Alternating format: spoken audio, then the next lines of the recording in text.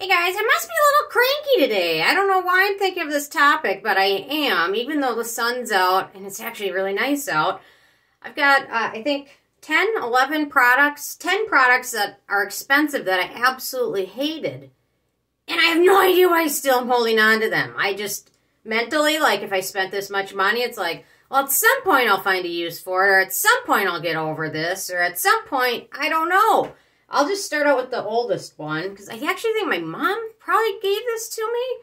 I think it's the Shiseido Revitalizing Essence that comes in this fancy bottle, and I think it's like $100, and to be honest, it's mostly fragrance and denatured alcohol. I hate it. I tried it, though. You can see the bottle's like down to here. I just could not get into it. I hated it. It was so scented, and then it was drying on top of it. It's probably like 5 years old. I should probably just get rid of it. Or maybe I could repurpose the bottle for something, because the bottle's kind of cool. But anyway, I don't know. I hated it. Sorry to anybody that likes it. I don't know. I'm sure there's some people that like it because I think it's still selling. I don't know. Hated it.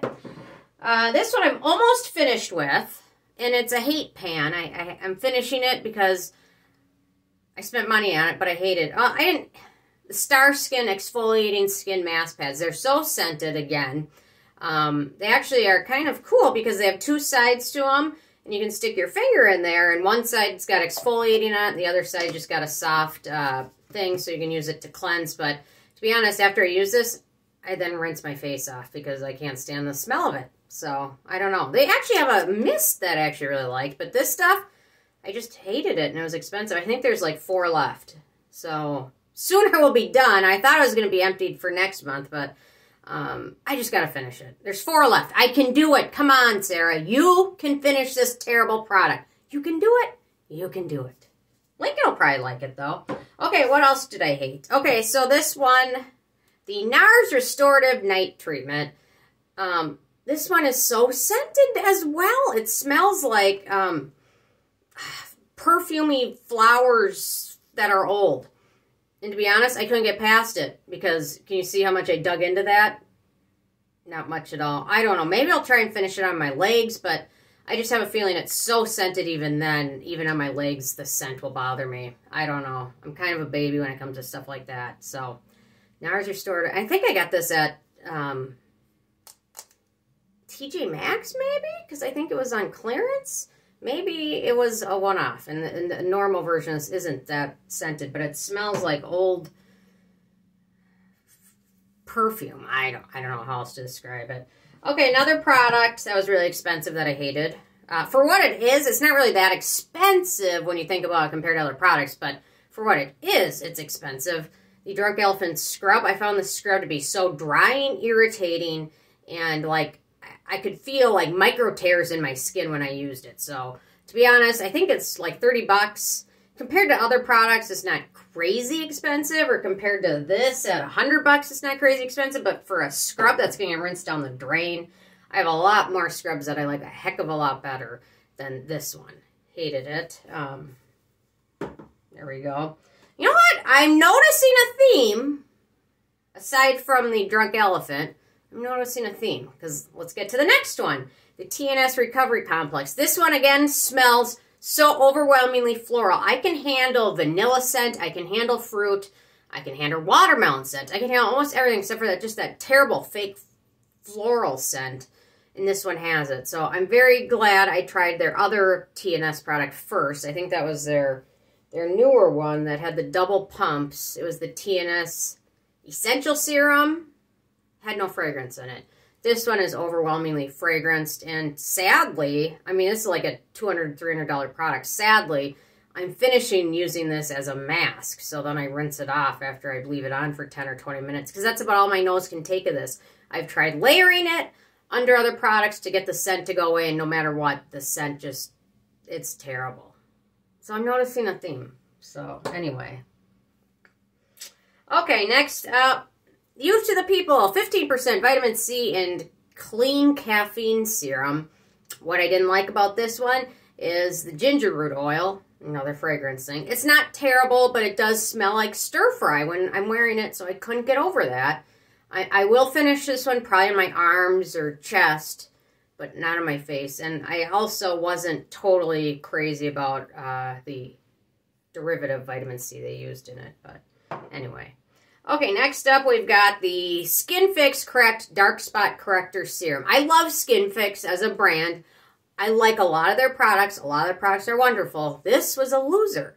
And you know what? To be honest, with most of their products, they have them geared for sensitive skin people, eczema tendencies, things like that. I don't know what happened with this product, but it was just a loser all the way around. And in terms of dark spot correcting, the ingredients weren't that impressive either. To be honest, I'd much rather go with this one than this one. This one, actually, I'm going to review this one this week. It's amazing. And it's like half the price of the Skin Fix. So anyway, I hated it. It's not even, I like the brand. I just couldn't get over that. Okay, next up, the Tata Harper Water Lock Moisturizer. I will say, from this brand, this is actually one of the products I like the most from this entire brand. I still am not a huge fan of it. It's just got a little bit of fragrance in it, and it's a little bit expensive. It's not super hydrating, and the packaging of it is just kind of goofy. It never feels like it's totally shut because it uses the refill system for the pods. Anyway, so you unscrew this and the whole pod comes out, but I just couldn't get over the scent of this. It's probably my favorite product from this brand, but that doesn't say that much because I'm not totally crazy about this brand. Because they came out with like a newer line recently that was fragrance free, and then they also came out with a newer line like a little bit before that one where all the products are like $300, $400, and they're like at Sephora and Nordstrom and like $400 for a face serum. No friggin' way. I don't care if gold is in it. I don't want gold in it. Anyway, I won't buy it. So there we go. Okay, a couple more. Tatcha Violet C Brightening Serum. This one just another brightening serum that wasn't really that impressive. It has fragrance in it. Typically Tatcha products are fragranced in a way where they're not overwhelming. You know what I mean? So typically they're mild enough that I can tolerate all of them. But this one just, I didn't like it. The ingredients weren't that impressive. I didn't find the brightening. Again, if you're looking for something brightening, you go with Faded by Topicals. You can go with the Peace Out Dark Spot Serum. You can go with Regimen Lab Level Serum. And those are all cheaper than the Tatcha one. Okay, and then last but not least, I do appreciate, the packaging looks weird at first, but they're going for the refillable thing. So it comes in this, and then you screw this thing in and refill it. But this is the Fit Glow Essence. This, again, was one that was a little bit too scented for me. I have some products from this brand that I really do like. This just wasn't one of them. And now that I think about it, I think this retails for like $60 or $70 maybe, but I think I actually might have gotten this one in a beauty box. So I guess I might have saved some money there.